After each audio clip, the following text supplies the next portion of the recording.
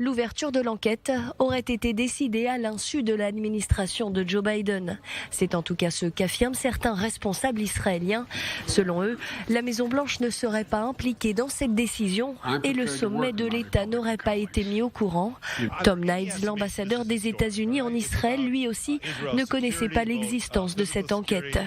Une façon pour Washington de se dédouaner et d'atténuer la colère d'Israël après l'annonce de l'ouverture d'une enquête du FBI sur les circonstances de la mort de Shirin Abu Akleh, journaliste américano-palestinienne tuée par erreur lors d'une opération de Tsahal à Jenin le 11 mai dernier. Nous continuons bien sûr à souligner l'importance de la responsabilité dans cette affaire et nous continuons d'appeler et d'exhorter nos partenaires israéliens à revoir de près leur politique et pratique sur les règles d'engagement et à envisager des mesures supplémentaires pour atténuer les risques encourus par des civils, protéger les journalistes et en fin de compte empêcher que des tragédies similaires ne se reproduisent à l'avenir. L'annonce de l'ouverture de l'enquête par le FBI a provoqué l'ire d'Israël.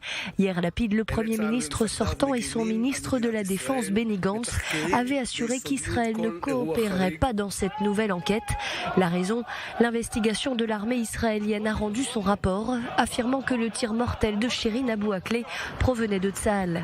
Selon un responsable israélien, les implications pratiques de l'enquête ouverte par le FBI devraient être minimes, étant donné que les États-Unis reconnaissent déjà que le tir qui a tué Shirin Abu Akleh n'était pas intentionnel, même si c'est un soldat israélien qui en est probablement à l'origine.